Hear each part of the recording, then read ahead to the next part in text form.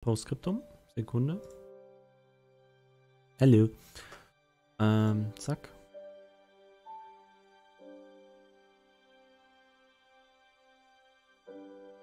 Zack. Zack. Und da. Da haben wir's. Wäre es ein Sandstrand, hätte ich nichts dagegen. So, mal gucken, was passiert, wenn ich da hinklicke. Alles klar. This is Armored. Experience tank warfare like never before. Crew your favorite armored vehicles with up to 3 friends and drive into one of our huge battlefields in 12 versus 12 tank battles with up to 64 players. In Armored, tanks are the hard-hitting backbone of the team. Recon vehicles are lightly armored and extremely mobile. The command vehicle is vital to team coordination and support elements. The multi-crew system requires the driver, gunner, and commander to work together to achieve victory. Armored uses a sophisticated component damage model. In order to destroy an enemy tank, you'll need to learn their weakest point and understand how to penetrate the armor in exactly the right place to disable different components. Armored is a brutal challenge for even the most skilled vehicle crew. It is not for the faint of heart. This is Armored.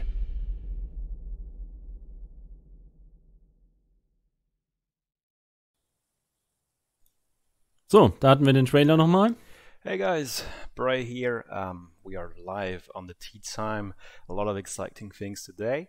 Blitz, our community manager, you should be around. How is it going?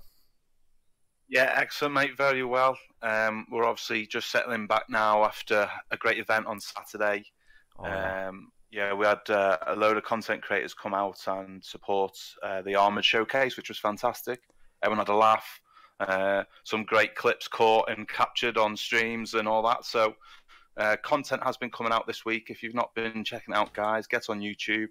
There's been some links posted in the Discord, so we should be expecting a few more over the next few days as well. So Sie nehmen sich ein bisschen Auszeit nach dem Event vom Samstag. Das war der Panzer-Only-Modus, der hier geshowcased wurde oder der präsentiert wurde mit einigen YouTubern und Streamern, darunter auch meiner einer.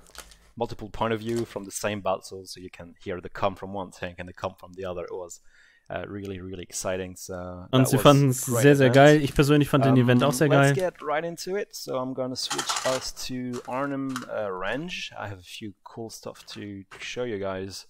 Let's get started. So, jetzt gehen wir zur... Sorry, Bree, just to jump in and let the chat know that we will be taking questions at the end. So anyone you've got, fire them in, and we'll pick a few out at the end. Und da wollen sie uns einiges zeigen. Fragen gibt es am Ende. In the Twitch chat, we have a few guys looking for them, and we'll do our best to answer everything at the very end of the video.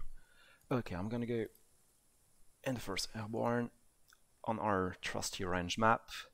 So today we have Makolik, we have Snazzy, Ryking, and Enoch. So Mac, you are a level designer, modeler, animator.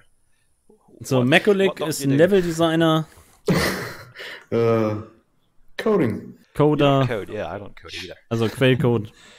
No, we have no coders today. We are working on the code actually. Wenn ich das richtig verstanden habe. We habe. have Snazzy, who is organizing test session with our test. Snazzy Duckling ist der Manager für die Test-Events mit der Community. I'll just move on to Ryking, our level designer. Ryking ist der Level Designer. Tell us what you did recently in terms of map. At least the map that we can talk about. Ich weiß. Obviously, I'm not giving any chances here. Yeah, I worked on Vagel. Just had that come out recently, and it's been positive feedback on it. It's been right, yeah, Vagel. Ich habe ja auch bis gerade eben noch War Thunder gespielt. Really well received. Yeah, definitely. Yeah, it's good to see people actually. Das ist der Level Designer von Wegel, der gerade spricht. Okay, I think we are. Let me check one thing. Arnhem Range. Can you switch us to the Arnhem Range with the US faction, please? So, und jetzt gehen sie zur Arnhem US Range. Blitz, can you tell us War Thunder spiele ich nach dem Ganzen noch weiter. What's coming this week, at least for the something, you know, the thing that you guys know about. Yeah, the not so secret release we've got on Friday. Yeah, so 3 p.m. GMT on Friday. I think we're am Freitag um 3 Uhr wird der Panzerspielmodus released. On Friday at 3 p.m. GMT. So all the servers should be updated and ready to go for people to get home from work on Friday evening. Yeah, with all the maps. So I think it's worth mentioning that with Armored, it's going to be a separate game mode. So Armored ist ein eigener Spielmodus. 64 players per server. We tried 80 players, like 12. Ist aber momentan nur auf 64 Spieler begrenzt. 80 Spieler hält der Spielmodus momentan nicht aus. Then we restarted 80 players. Still went through the full game without a crash. Einmal ist der Server gecrashed bei einem Spieltest und einmal war die Latenz vom Server im roten Bereich und das hätte der halt mehr oder weniger nicht lange ausgehalten. 64 Spieler ist aber so ein guter Punkt, wo die Server noch standhalten und man kein Rubberbanding oder sonstiges hat. Und macht eine Menge Spaß. Kann ich so unterschreiben. Sie versuchen es aber noch auf 80 Spieler zu erhöhen, aber momentan ist es eher auf 64 begrenzt. AAS or an offensive game directly to an armored game, that is not gonna happen. So you will have to decide when you want to play with your friends. Hey, do you guys want to play armored? So you'll go on an armored server, and if you want to play the regular PS. Und man sollte dann wohl eher einen eigenen Server dafür aufsetzen. But it is of course the exact same game. It is, you know, everything is the same. There is no different. There is no special DLC that you need. It's in the same es ist auch kein DLC oder sonstiges. Jeder, der Scriptum hat, kann es benutzen und spielen. Okay, let's move on. That's exactly what I wanted to see. The US faction on this map.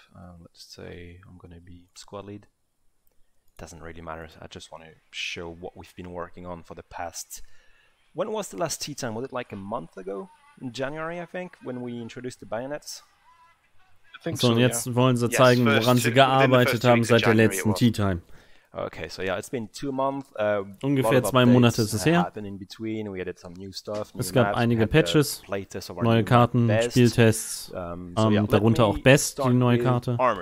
Und jetzt halt Armored. Ooh. Was that an EAC kick? Did you guys got lost connection? Yep. Und das ist der Server abgehauen. Okay, we'll be right back. Das haben wir übrigens auf unserem Server auch, wenn wir die US-Test-Map spielen. Das ist mir auch schon aufgefallen in den letzten Panzertests. Oh, yeah. Norden, for server owners to switch, it would have to be a takedown of the server to set the player cap to 64, and they would then have to restart the server.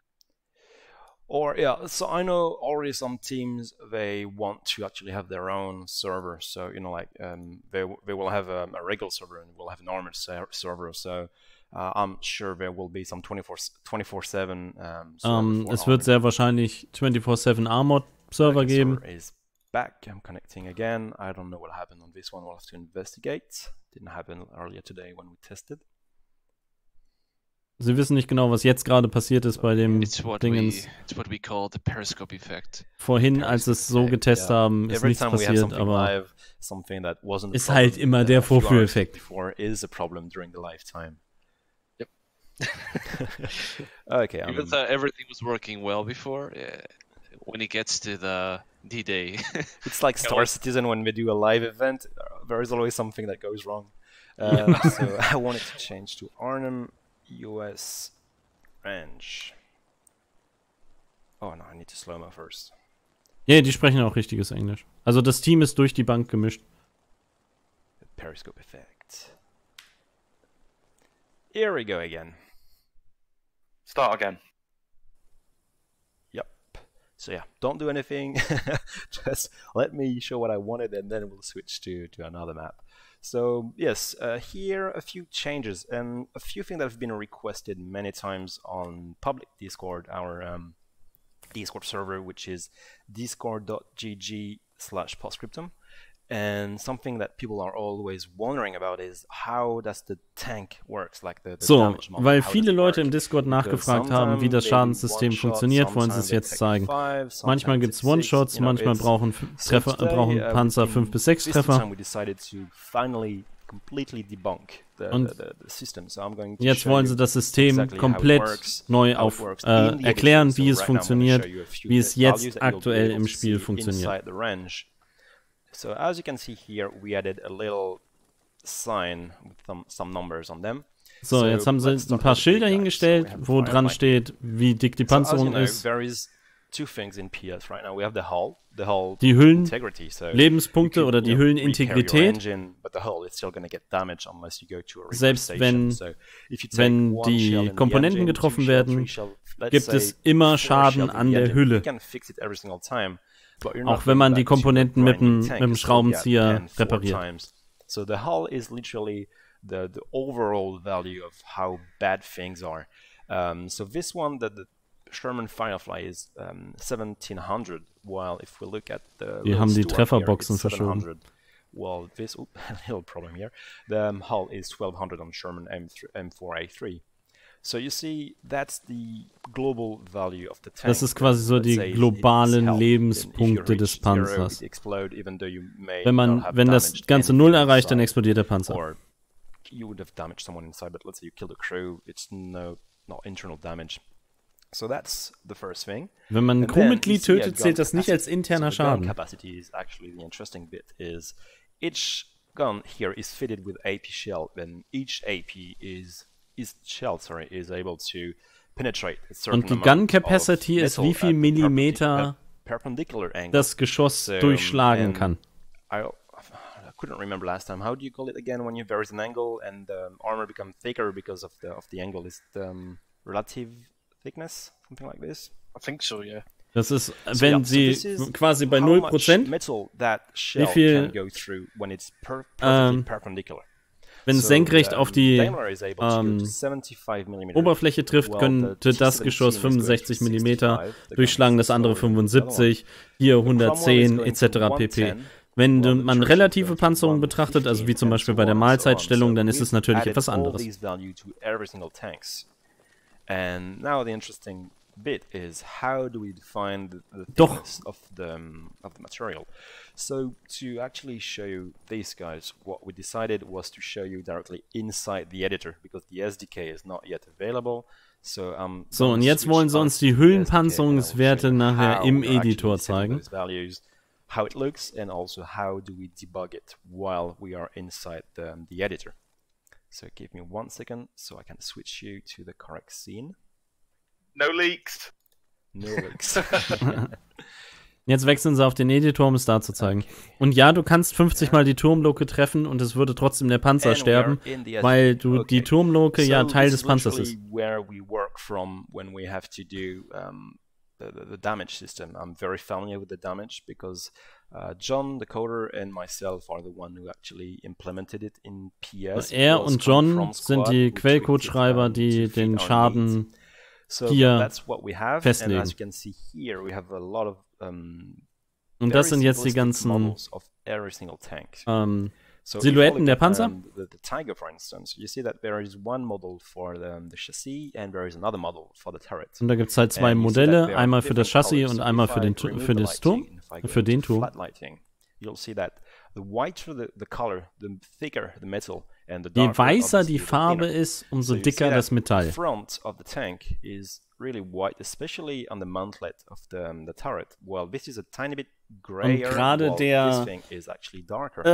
But because it's angled, it's actually der Turmmantel ist halt die dickste Stelle des Tigers. A bit of lighting, and I'll show you how this object looks. Und die Wanne ist halt etwas weniger dick, ich glaube 10 oder 20 mm. The chassis itself, so you see that the wheels are not dealing damage through, or they're not stopping the.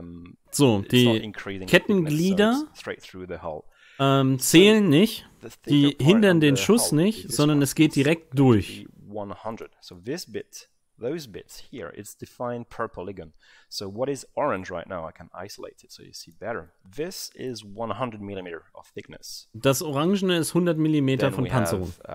This, that is 80 mm. Das sind 80 in thickness. Das, was jetzt orange ist. Then we'll have 65 mm for the das da sind 65 mm. Then the top part.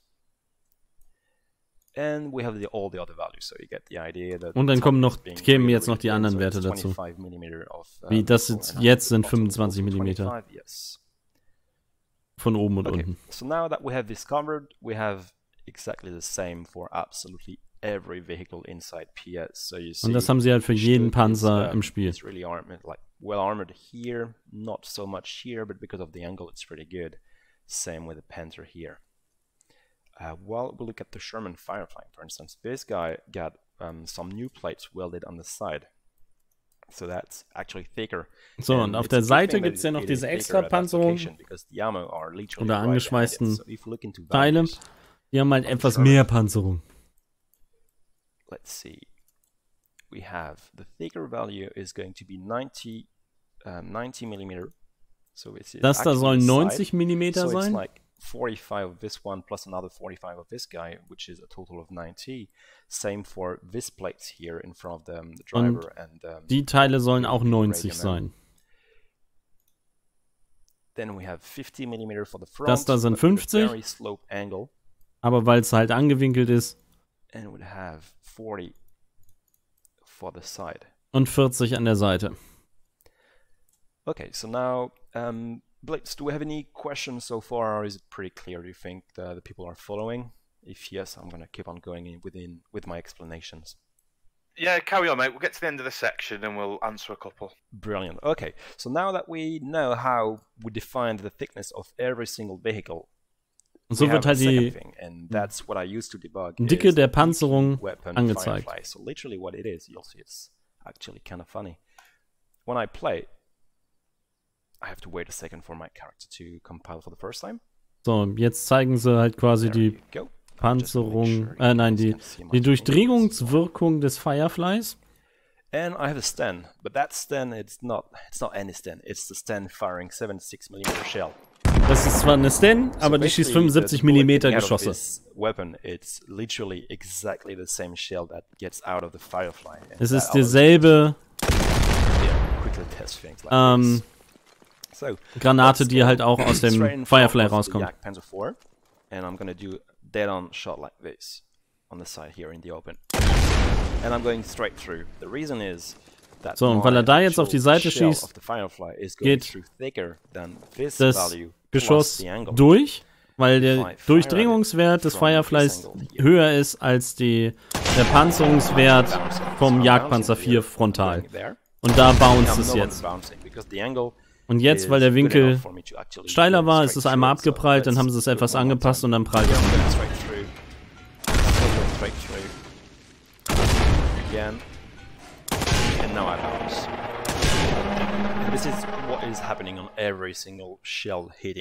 Und das wird für jede einzelne Granate berechnet. So here we have a little Panzer 3 right there. So there is, I think, nowhere where it can actually bounce. Even if I go with a crazy angle like this, I'm bouncing here. Now I'm going still as bounce. Now I'm going straight through. So you see. Und gerade war ein interessanter Vorführeffekt, weil er meinte, beim Panzer 4 wäre nichts, wo es abprallen könnte. Und dann ist es zweimal gebounced. Man erwartet halt zum Beispiel auch nicht, dass ein Firefly-Geschoss an einem Panzer 3 abprallt. Aber bei einem sehr extremen Winkel kann es abprallen. Maybe not with a Firefly. Maybe if I'm dead in front of it. Let's see. Nah. Unless I fire at the mantlet, like, you know, it's like a cylinder. So if I fire the top of the cylinder, if I fire like straight in front of it, it will get damaged. So that's for the concentration value. And now, like I said, the Firefly is getting its own value. So if I go into that vehicle here, what you need to know, I'll show you the values, so you're not getting confused. So, jetzt zeigt er uns den Schadenwert vom Firefly. If I go in penetration value here, it says that my Firefly is going through 165 mm of metal. Und hier steht, dass der Firefly durch 165 mm von Stahl durchdringt. Little sign was saying 1700 as the hull and 165 for the penetration. So that's exactly how it works. And the last thing that you need to know in how the damage model is actually working is if I'm going in my Tiger folder here, I can open my Tiger and I'll go in the viewport view and you'll see the boxes that you know from the orange. So all those boxes are inside. So, und jetzt zeigt er uns das Schadensmodell vom Tiger. Are obviously rotating with the turret. So if the turret is Die beiden oben drehen sich mit dem Turm mit, weil das ist der Kommandant und der Richtschütze. So the idea is, am I bouncing, yes or no? And if I'm not bouncing, what's behind it? Und wenn erst wird abgefragt, prallt der Schuss ab, ja oder nein? Wenn nein, dann dringt es durch und dann wird geguckt, wo es trifft. Wenn es keine Komponente trifft, wird die Hülle beschädigt. Wenn es aber eine Komponente trifft, bleibt es bei der ersten Komponente stehen und beschädigt die Komponente oder zerstört sie. Und das ist das momentane Schadensystem. Blau ist die Crew, rot ist die Munition, lila ist der Antrieb oder Motor. Gelb ist der Turmdrehkranz.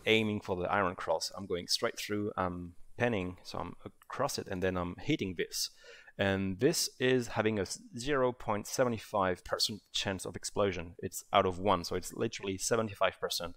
So if I hit this thing, wenn man die Munition trifft, gibt es eine 75%ige Chance, dass sie sofort explodiert und der Panzer gleich mit. The turret is actually taking damage no matter what. So if you hit the turret, it will get damage. If you hit the crew, you have a 50% chance. Wenn man die Crew trifft, gibt es eine 50%ige Chance, dass das Crewmitglied stirbt. So that covers actually the entire system of the Und so funktioniert das Schadensystem bei Postscriptum. Jetzt können wir Fragen stellen. Do you want to do a couple now, or would you like to leave them all till later? Yeah, let's do a couple now. Okay, a couple that are quite relevant. So the first one will be: will we be adding destructible wheels and track models? Werden zerstörbare Ketten und Reifen sehen. Ja, kommt am Freitag. Aber wenn die Ketten gesprengt werden, verschwinden einfach nur die Ketten. Das ist momentan die aktuelle Variante, die am Freitag kommt. Und wenn man in der Fahrt ist und dann die Kette weggeschossen wird, dann dreht man sich noch weiter.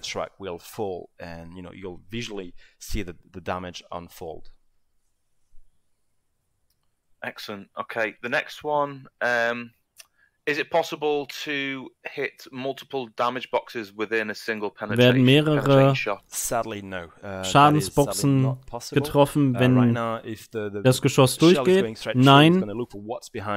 Das Geschoss bleibt da stehen, wo es eingeschlagen, also bei der ersten Komponente, die es trifft. Wenn es keine Komponente trifft, geht es quasi in Anführungszeichen durch und beschädigt die Hülle.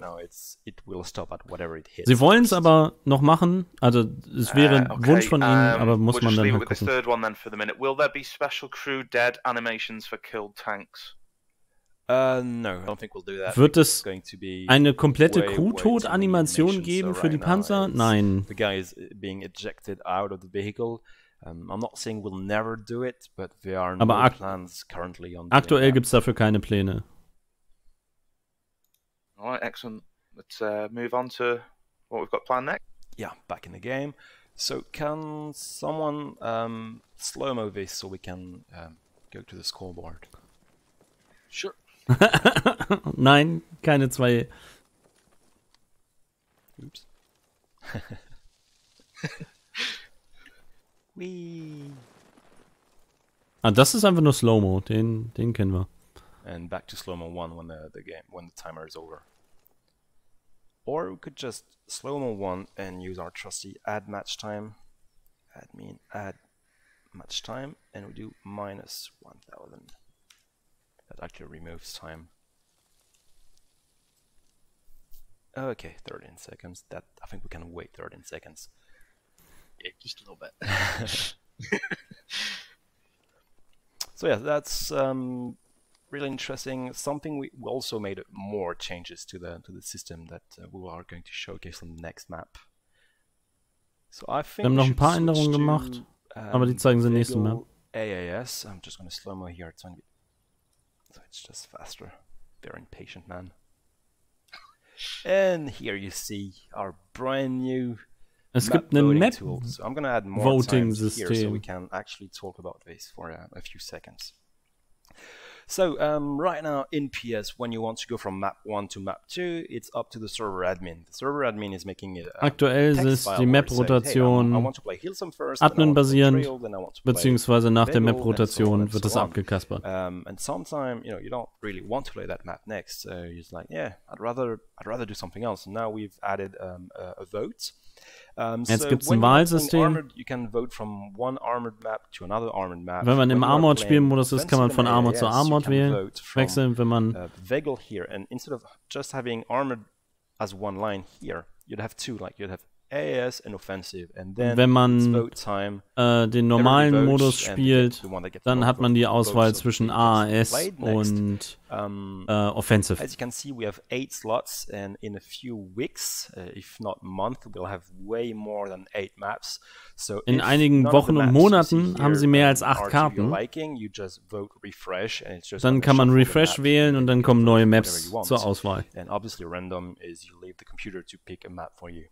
So now we've Weil random ist halt random. Bin ich auch kein Fan von. Over, we will switch to armored vehicle. So that's pretty exciting. I think the community will enjoy having a say in what we should play next, especially if let's say it's midnight or 1 a.m. The population is decreasing on the server. You don't want to go on drill at 1 in the morning. You just want like a quick Velmolen. You don't have to run too far, and that's a lot of fun. Okay, let's remove some time here. Okay, I'll be in the... Ich habe auch schon nachgefragt, ob man serverseitig ausmachen kann. Sure. And I'll go in my Firefly. Natürlich nimmst du einen Firefly. Person, so we can show a lot of things.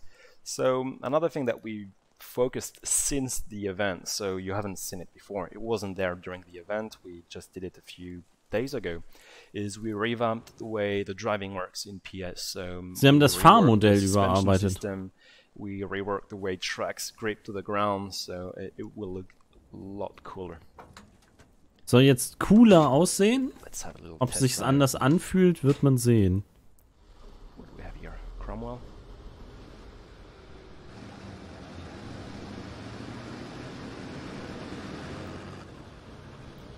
So first thing that we did was working on the suspension, because something that was annoying to us is when you were jumping, out of a little hedgerow like woran sie gearbeitet haben, ist die Federung. There was no suspension.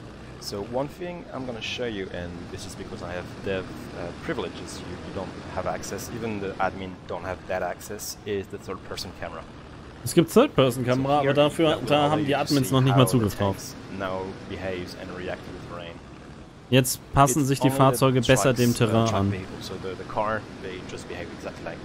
Die Fahrzeuge, also die mit Rädern, verhalten sich ganz genauso wie vorher auch, aber die Kettenfahrzeuge, da passen sich jetzt die Kettenglieder und die Reifen dem Untergrund an.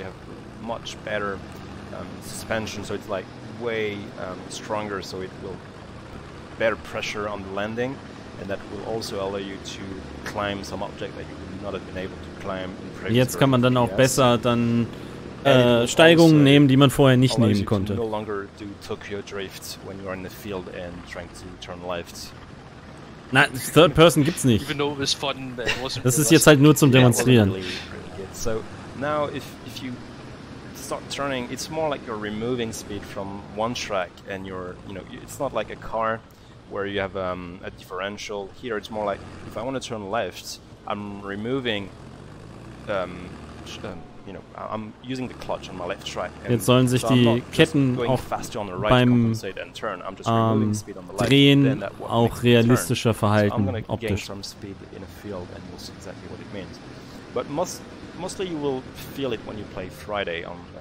Und man soll es halt deutlich fühlen, wenn wir jetzt am Freitag unterwegs sind.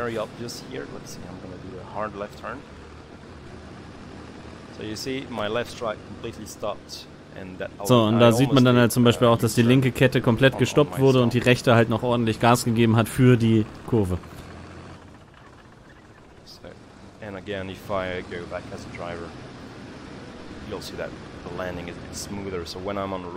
Jetzt soll das Fahren deutlich sanfter sein. So ganz besonders bei unebenem Untergrund. Soll sich halt deutlich besser anfühlen und fahren lassen.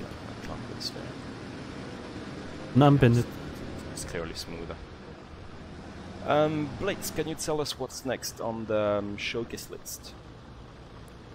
Yeah, I wondered if it might be worth just talking why we've made these changes to the suspension, Breeze, about why we weren't particularly happy with what was already. Well, I think we're not 100% to where I wanted us to be. Sie sind noch nicht bei 100%, wo sie wirklich sein wollten, aber sie haben es jetzt halt besser angepasst. Sie sind bei 95%, wo sie gerne das Fahrgefühl haben wollen. Deswegen haben sie es angepasst. Missing impact when you land, so that's something we will do in the next few months. Is you see how smooth that landing was on the Cromwell. What we want to do is also add sound, because it could visually look cool, like it looks right. Sie wollen auch vernünftigen Sound einbauen. Wenn zum Beispiel 50 Tonnen auf den Boden aufschlagen, dann klingt das nicht sanft und ruhig, sondern das soll dann ordentlich Klönk machen. Aber wann, sagen sie noch nicht. Da sollen dann halt auf jeden Fall ordentliche Sounds noch dazukommen. Something we did as well with the suspension is we tweaked the recoil values of every tank. So right, if you stop, Sie haben auch die Rückstoßwerte von allen Panzern angepasst. Stop it. And if you go to the gunner. Yep. Park here for a second. Okay. If you fire 12 o'clock.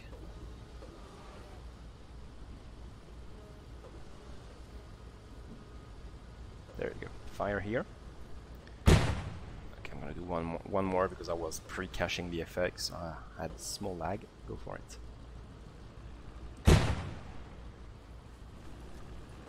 And I'll fire from the Firefly. Snazzy, I think you are in Firefly too. Can you fire one round? Sure. So you see, as the tank fire, it actually reacts, and you have a bit of bounce. Jetzt sieht man so ein bisschen Wellenbewegungen, die quasi durch den Panzer durchgehen, wenn er feuert. Und je nachdem, wie der Turm zum Panzer, zur Wanne steht, und dann sieht man auch eher, wie der Panzer dazu reagiert. Yeah, can you fire a bit higher? So I guess you guys will see the bounce. Yeah. Ow. Sorry. Wie wenn wir was testen wollen. I'll show you from the inside. So can you switch to the commander? I'll actually get the gun so you'll see the recoil. Yes. Okay, let's go F2. Okay. So if I want to fire at that bush. Da ist aber ein Delay vom Sound, oder ist das nur bei mir?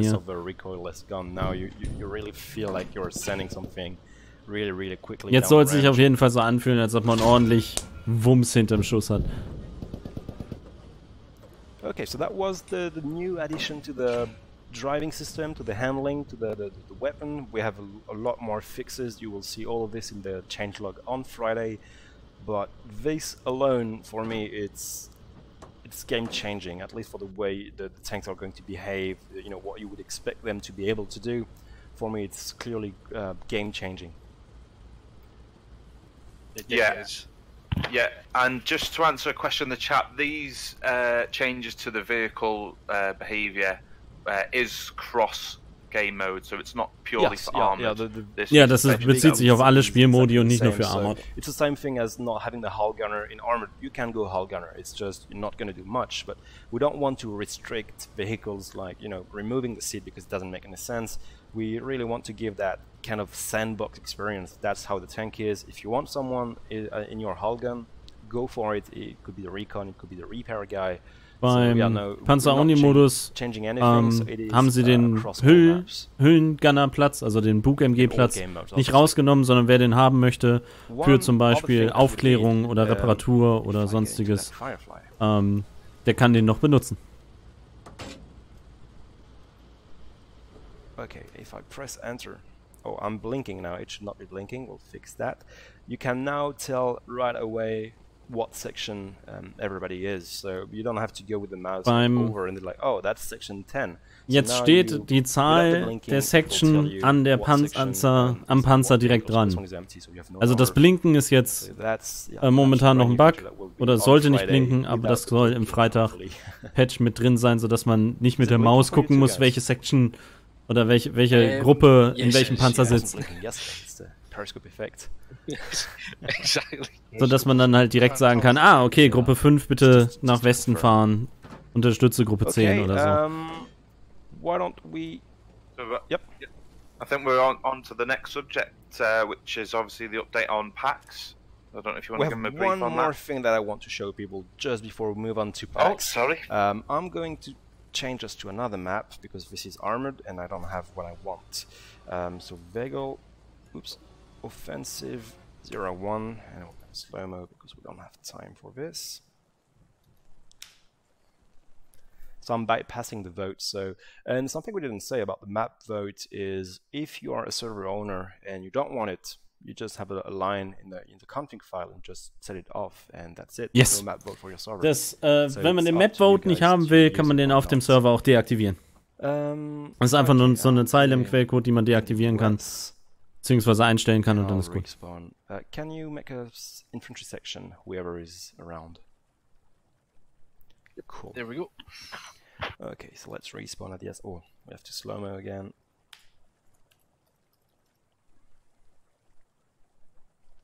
Did someone slow-mo too? Oh, there we go. Das ist schon mal schön.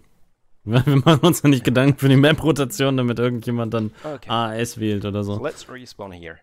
Something that was really missing in PS, and the wait is now over. We finally did it. The ammo bag. Es gibt jetzt Munitionstaschen in Scriptum. Jeder normale Soldat hat eine Munitionskiste dabei. So I get it in my hand. I'm going to stay clicked, and it will drop an ammo bag here. So now what's going to happen is one person only is going to be able to resupply on that crate. So I'm going to use my grenade. It just disappeared because I'm in the main base, so it's just destroying the projectile. It doesn't matter much. It's not my point. I'm just going to remove those two. Here we go. Okay, so now I'm out of grenade, out of ammo box. I'm going to the ammo box. Look at it. Press resupply. It is gone. And funktioniert aber nur für einen Soldaten. The ammo box is not back, so you can't really. Aber die Munitionskiste ist dann trotzdem weg. Man kann sich nicht selbst damit selbst auffüllen. So you can resupply yourself, but if you go to an ammo crate, you will not be able to resupply that crate. So you only have that crate when you respawn. Man hat diese Kiste nur, wenn man respawnt. Man kriegt die auch nicht wieder bei einer Munitionskiste. Sondern immer nur bei jedem Respawn. Any role in the game. That's a very good addition, so it's going to be really cool to, run around and say, hey man, do you have ammo? I'm out of ammo, and try to find a rifleman with a box. So that is going to be pretty sweet, and that will of course be und dadurch sind die Riflemen auch ein bisschen nützlicher und man kann dann mitten im Feld wieder aufmunitionieren. Most requested things. I've been waiting for it myself as well. We've all been out of ammo, and it's like, really, you're out in the field with your NFOB and your TNT guy is out of TNT, and it's just like, you're looking at yourself like, man, we're useless here. So now. Und so fühlt man sich dann nicht mitten im Feld nutzlos, wenn man halt zum Beispiel eine gegnerische Basis oder sonstiges gefunden hat. So now I think we've covered pretty much everything in terms of what's coming this Friday in the update. So Blitz, if you want to take over. Das soll auch Freitag im Patch kommen. Und jetzt geht's um die Packs East, die jetzt bald kommen. Also, as we announced earlier this week, we've now got the information for our presence at PAX, where Breeze and Sergeant Striker will both be going along, working along alongside some volunteers. Blitz und Sergeant Striker sind da, as well und ein paar Freiwillige. And OWI reps. So it's going to be a really good event. If you are in the Boston area or you're heading down to PAX, wer in Boston unterwegs ist für die PAX, we'll be showing off some awesome post-scriptum stuff, so please do come Sie werden down. einiges cooles Post-Scriptum-Gedöns zeigen. So yeah, if you are in the Boston area, when is it? Is it the end of next week, from Thursday to Sunday, is it? Nächste Woche von Donnerstag bis Sonntag ist es. Oder in 2 Wochen. I don't remember the dates exactly. Yeah, I think it's in a couple of weeks. So yeah, if you are in the 28. area, bis 31. please, come over, understand. We'll have a quick talk about PS and squad, and hopefully we can talk about our future too. So yeah, please tune in. Now would be a good time, Blitz, to get into the questions from the community, and then we'll call it a day.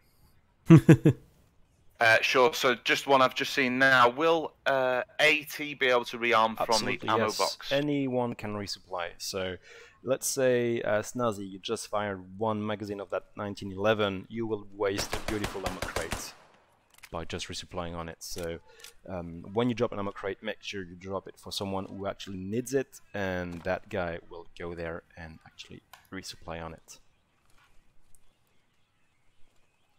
Excellent. That's got some good news. Fragezeichen vergessen. Will there be a way for crew members to enter a vehicle into a spot they want instead of driver, turret, gunner? You know, the sequential order. Oh, you mean like not respawning in driver first? Like if you know from the get-go you want to be the commander, that would be really cool. It is not Können die Crewmitglieder beim Panzer zum Beispiel direkt in den Positionen einsteigen, wo sie wollen? Ist eine coole Idee, haben sie aber noch nicht. Falls Squad es macht, machen sie das wohl auch. If not, maybe we'll do it, but yeah, it is not on the to-do list so far. Es ist aber aktuell nicht auf der To-Do-List. Okay, an ongoing question since we went live, and an ongoing question for the past few weeks. An update on the SDK. So the SDK, as far as we are concerned, the SDK is ready. The only thing holding us from releasing it right now, it's us actually. It used to be Epic because we were waiting on them to, you know, give us a green light. We had that green light, and SDK ist noch nicht draußen. Holding on it because liegt diesmal nicht an Epic, sondern sie warten darauf, dass sie die Unreal Engine auf 4.20 oder 4.21 aufgewertet haben. A lot of work to do twice, and we don't have the manpower at Periscope Games to do 2 SDK upgrades. So I think it is the most sensible decision right now is to just wait, and as soon as we have the 420 stable and we can patch on 420, then we'll give the SDK. So it's a little delay, but I think it is the best decision right now for our team and how much resource we have. Yeah, I think we've said that we'll probably have more of an update in April time once we've got packs out of the way and we've Nach der PAX haben sie getting the engine neue Informationen über SDK, Engine Update und Co. It cost us a lot to release it now, and we don't know how broken it would be, especially with the 420 update coming in. So yeah, we decided to hold on it for now. But rest assured, we're working on it. And we have also the sandbox game mode coming in the next few, I'm not going to say weeks, because this one is going to Sandkastenmodus testing. It is dauert eine Weile, aber könnte eventuell in den kommenden Wochen oder später kommen. Aber sie arbeiten dran. Absolutely incredible. And by incredible it means it is, I would not say complex, but it's full. It's a lot of features, so a lot of testing before you guys can actually access that game mode. But yeah, it's going to be mind-blowing for the communities. Yeah, it's something I think we're all excited about across the team. Can't wait for that. It's going to be fun. You'll be able to make your own mission on the fly, trigger, like capture that house, and oh no, it's I'm not going to spoil it, but it's going to be brilliant. Yeah.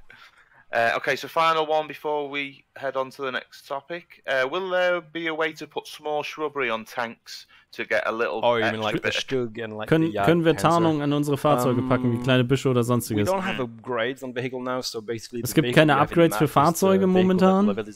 Level designer placed manually, so we could. I mean, technically there is nothing Könnten stopping sie us machen? from having a Sherman Firefly with wooden logs on the side and bushes and like maybe sandbags and make it look like, you know, the full Fury experience. There is nothing stopping oder us from doing it. Säcke oder sonstiges dranpacken. Theoretisch würde sie nichts davon abhalten. Aber sie wollen jetzt nicht zu viel an den Panzern rumdoktern, sondern erstmal die Grundversion machen. I think mods will give you everything you need to actually do it yourself. So you can reuse the logs from the game, you can reuse the sandbag from the game, put them in the tank, and there you go. You have a fully armored Firefly. Aber könnten sie machen. Perfect. So I suppose that would be sort of something to look forward to in the future, which I suppose leads us into our next point of topic.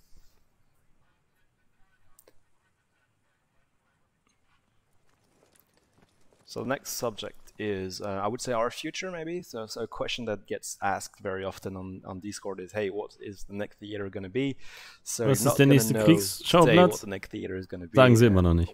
We want it to be almost ready, and then we show you, it's like, hey, it's going to be there in no time. Es ist fast, sie sind fast soweit, aber sie wollen es halt erst so ziemlich fertig machen und dann zeigen und dann kommt schon fast der Release. What I can say, it's magnificent. I have to say, the new levels are beautiful. Die neuen Level sind wunderschön und richtig geil, sagt er. Scrub is killing it on the sound. Yeah, it's going to be very exciting, and as soon as you see us teasing it and as soon as you actually see it, it will be available in no time. Sobald man es aber sehen kann, soll das relativ zügig dann auch veröffentlicht werden. Yeah, I think we'd want to be in a position where we can show off the new theater with the full package. We may not have all the maps, but we'll have like one map and it's ready. And like I said before, we want to take PS in more of a book kind of game, so you add chapter on top. Sie wollen halt jetzt einzelne Kapitel machen. So, der Panzermodus ist halt Kapitel 2, der nächste Modus ist halt Kapitel 3, so dass es halt immer wieder was Frisches gibt. Und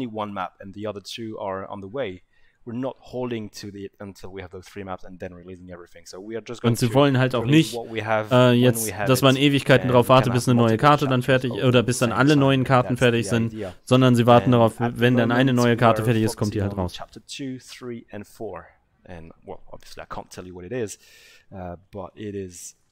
sie haben halt neuen Content für Kapitel 2, 3 und 4.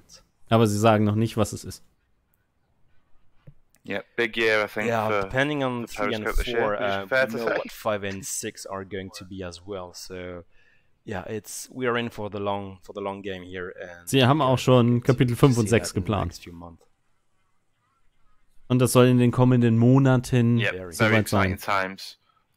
Das sind sehr aufregende Zeiten. So, sorry, right? Oh, yeah, it's like when we had Vegal. You know, Vegal was ready, the US were ready, but we just couldn't play it because we were missing animation and stuff. So, I mean, I know some of you guys are really impatient, but trust me, we are way more impatient than you are. Auch wenn wir Spieler sehr ungeduldig sind, sie als Devs sind noch sehr viel ungeduldiger. But yeah, it's ready. We just want to play it so badly, but weil sie es auch unheimlich gerne spielen wollen. Und sie sind halt ein sehr, sehr kleines Team, deswegen haben sie sich jetzt zum Beispiel auf Armored-Modus konzentriert. Und dann wir müssen halt eins nach dem anderen machen.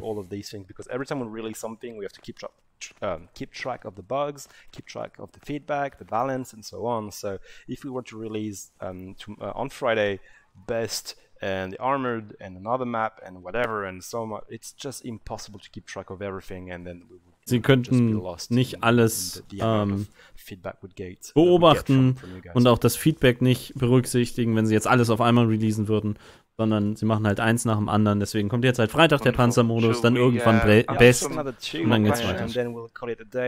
As usual, we'll be on Discord after the tea time is over, so if you want to keep chatting, I'll be there for at least another half an hour, and then I will play PS because it is almost 10 p.m. and I need my PS fix. Und sie werden jetzt noch ein paar Fragen beantworten. Und dann hängt er noch ein bisschen im Chat ab, auf Discord, und dann spielt er eine Runde Post-Scriptum. Never mind, that's a shitty question. Fuck him.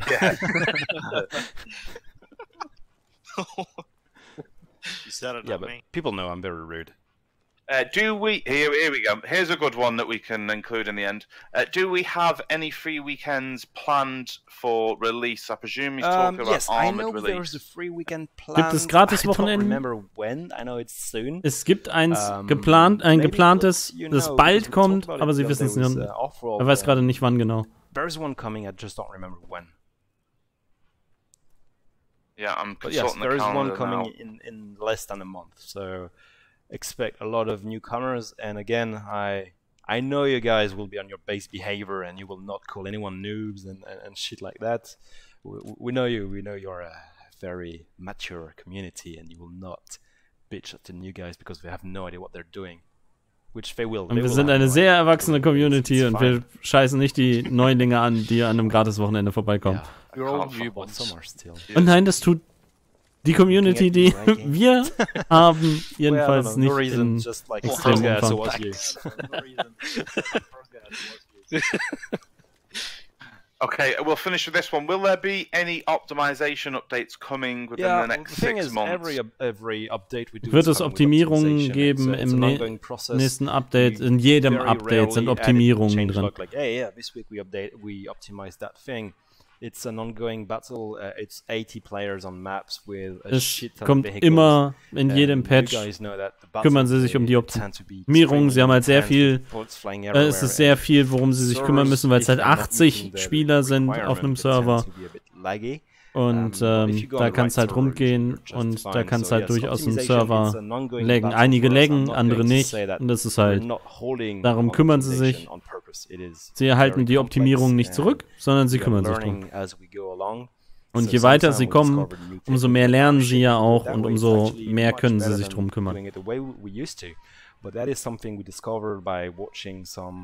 GDC talks or some developers making of and stuff like this. So yeah, we are learning as we go. And if you were around, I would say in May or in March last year, you know where we were and where we are. Wenn man zum Beispiel letztes Jahr zurückblickend guckt, März, April, Mai und dann das mit diesem Jahr vergleicht, ist es ein komplett anderes Spiel. Und das, also ich habe damals nicht gespielt, April, Mai, aber in den Playtests im Sommer. Hearing some very good things about Unreal 4.21 as well, opening up doors for und 4.21, der Unreal Engine Patch, der wird einiges eröffnen und da wird dann auch einiges an der Performance verbessert werden.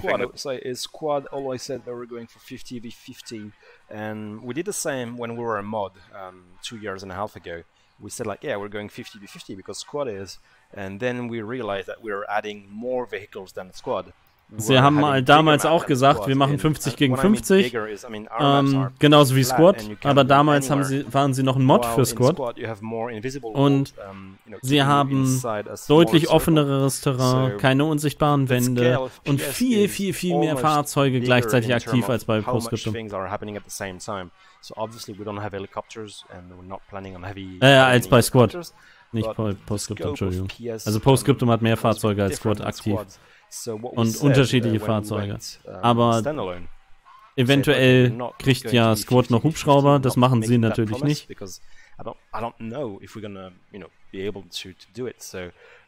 Aber sie müssen halt mal gucken, ob sie es umsetzen können. 50 gegen 50. 40 gegen 40 funktioniert sehr gut. Und falls sie 50 gegen 50 machen können, werden sie es machen, aber sie versprechen es halt nicht mehr.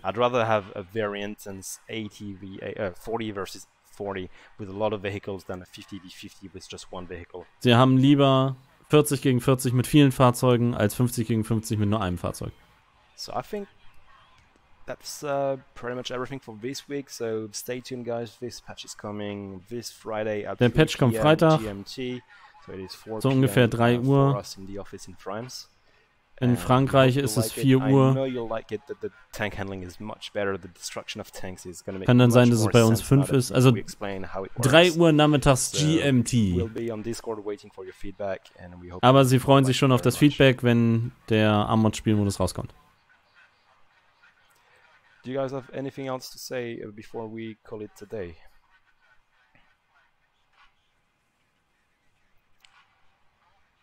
No. Oh yes. More testers. So if you are interested in being a tester for PS, falls ihr interessiert seid, Tester für Postscriptum zu sein, joint dem Discord, also dem offiziellen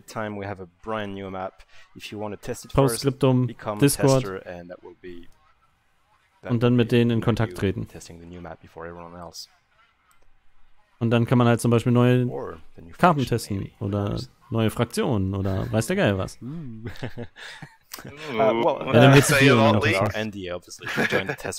Aber im Testerprogramm muss man eine NDA unterzeichnen, das heißt, ihr müsst halt die Fresse halten und dürft nicht verraten, was halt rauskommt, aber man kann halt den Content spielen. Beziehungsweise spielen ist falsch, man kann den Content testen, bevor er rauskommt. Wenn man die Supporter Edition hat, kriegt man halt Zugang zuerst für die neue Fraktion, genauso wie jetzt halt mit der Airborne. Und wer halt Tester werden möchte, der muss sich dann halt mit denen auseinandersetzen. Yeah, please do message us. People have already started messaging. If I know I have spoke to people previously. Also am besten dem Snazzy Duckling eine Nachricht schicken oder den Blitz. So I will reply to the people who contacted me now. But we may have to go through the updated process. So that's just a heads up, guys. But yeah, please feel free to message us. We've got a nice form for you to fill out and get that on our Discord. Get in touch with them and wer Tester werden möchte, muss Snazzy Duckling oder Blitz anschreiben und die dann halt fragen, hey, ich möchte gerne Tester werden, wie sieht das aus? Brilliant. So I'll be on Discord if you guys want to chat, and I'll see you on Friday, or maybe if you want to join us, we're going to play a bit of PS in the next 20 minutes. So I'll wish you a good day or a good night, depending on where you are, and see you later. So, Sie wünschen uns eine gute Nacht und dann bis irgendwann, sagen wir. Und wer möchte, kann in einer halben Stunde oder so mit denen sogar spielen. Und dann kommt nochmal der Armored Trainer. Crew your favorite armored vehicles with up to 3 friends and drive into one of our huge battlefields in 12 versus 12 tank battles with up to 64 players. In Armored, tanks are the hard-hitting backbone of the team. Recon vehicles are lightly armored and extremely mobile. The command vehicle is vital to team coordination and support elements. The multi-crew system requires the driver, gunner, and commander to work together to achieve victory. Armored uses a sophisticated component damage model. In order to destroy an enemy tank, you'll need to learn their weakest point and understand how to penetrate the armor in exactly the right place to disable different components. Armored is a brutal challenge for even the most skilled vehicle crew. It is not for the faint of heart. This is Armored. Gern geschehen, Sharkloft. Deswegen machen wir's. Oder mache ich es? So, jetzt aber genug für Postscriptum für jetzt. Einmal kurz Wartebild, dann müsst ihr einmal kurz meine Hackfresse ertragen. So. Und dann wechseln wir wieder zu War Thunder. Wie angekündigt spielen wir es heute. Hast du einen Clan bei War Thunder? Nein. Und ich spiele es auch nicht oft genug, dass es sich lohnt. So, das Ganze, was ihr jetzt live gesehen habt, diese Live-Übersetzung, kommt die nächsten Tage auch auf YouTube, damit ihr euch das immer wieder angucken könnt, wenn ihr wollt. Quasi separat rausgeschnitten, könnt ihr euch dann angucken, wie ihr lustig seid. Genauso wie meine Playsession vom Armored Game Modus, der kommt jetzt die Tage auch. Und dann sehen wir weiter. Hallo Spiel? Ah, da haben wir's. So. Gefreiter Paul meldet sich zum Dienst.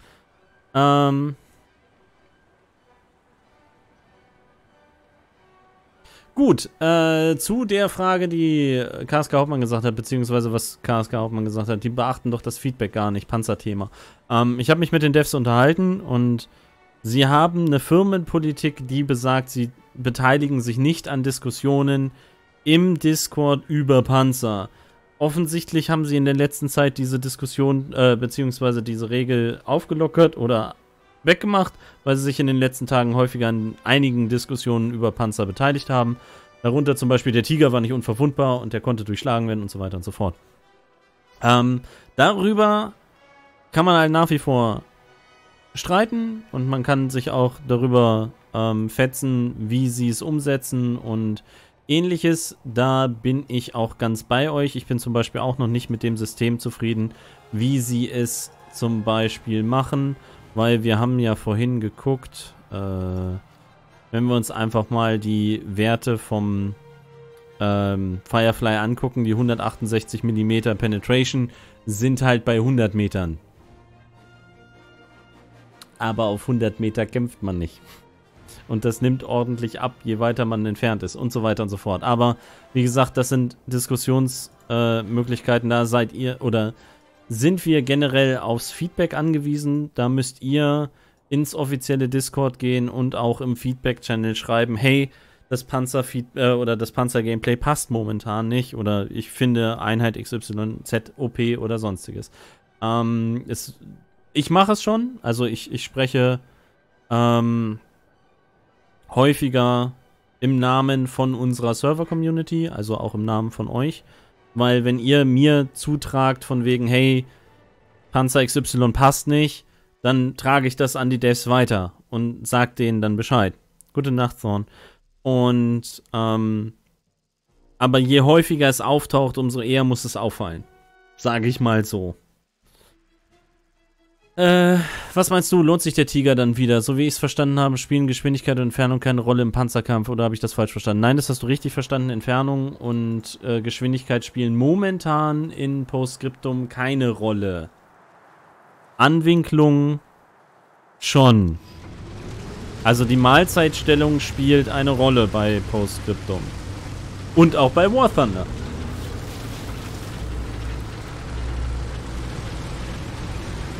By the way, der OP Market Guard Nummer 2 hat es in die Top 10 geschafft. Und der erste auch?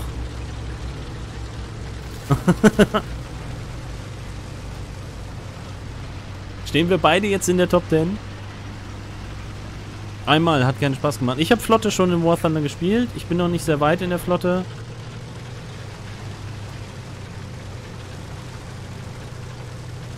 Oh, hoppala. Hoppala, Herold, Entschuldigung. Wir können gleich gerne eine Runde zusammen spielen. Ich war nur gerade so im Redefluss. Habe ich vergessen. Können wir gleich gerne machen.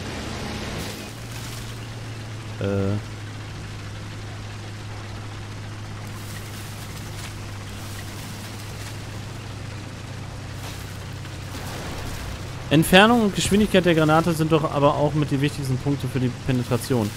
Ja, Entfernung garantiert. Geschwindigkeit ist ja theoretisch schon drin. Also die Durchschlags... Sie haben ja einen festen Durchschlagswert momentan für die Kanonen der Panzer.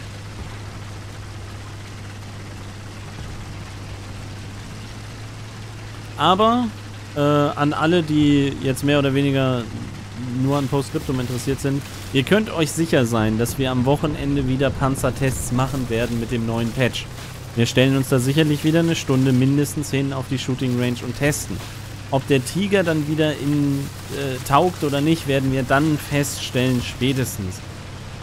Ich werde meinen Server, weil ich am Samstag wahrscheinlich nicht da bin. Momentan ist das noch so 50-50 offen, weil eventuell ein Kumpel, der Pen and Paper Session angesetzt hat, momentan mit einer Erkältung rumkämpft und eventuell dann flach liegt. Kann es auch sein, dass es ausfällt. Ich werde meinen dann auf jeden Fall auf Panzer Only stellen, sodass ihr die Möglichkeit habt, Panzer Only spielen zu können. Aber wir werden halt dann noch richtige Tests dann machen, wenn es soweit ist.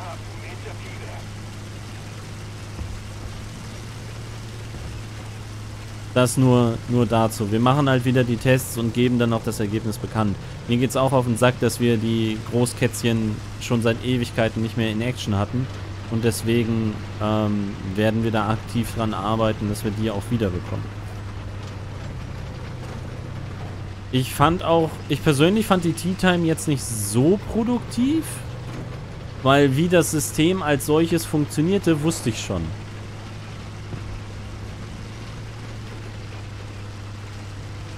Also da hätte ich jetzt die Devs nicht gebraucht, weil sie es halt schon 5-mal erklärt haben. Klopf, klopf. Ach, der ist schon im Arsch. Gut, aber für die, die es noch nicht wussten, da kann ich es verstehen. Aber da hat sich jetzt im Großen und Ganzen halt nicht so viel geändert. Die Munition hat eine 50%ige Chance zu explodieren. Das ist halt das, wo wir halt auch sagen, man braucht so 1 bis 2 Schuss. Aber ich hätte gerne... Also, was mich noch interessiert hätte, wären solche Sachen wie...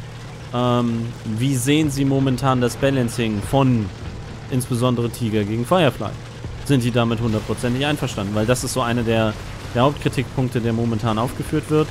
Und da hätte ich mir schon gerne gewünscht, ein Statement oder irgendwas dazu. Aber sie haben auf Discord schon gesagt, dass sie ständig Balancing-Änderungen machen werden und das Ganze auch immer wieder überarbeiten werden. Also es ist halt schwierig zu sagen und ich denke, genau deswegen werden sie dazu auch nichts sagen, weil du dann den Rest des Streams nur noch diskutiert hättest. Tiger, wie soll er aussehen, wie viel Schaden machen, etc. pp. Und dafür ist der Stream ja nicht gedacht gewesen.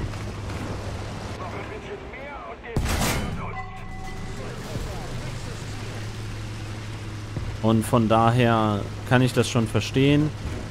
Wir werden es einfach testen und dann leiten wir das Feedback wieder weiter und dann ist gut. Mehr können wir im Moment nicht machen. War meine... Oh ja, 50% ist Mannschaft, 75 Munition, stimmt.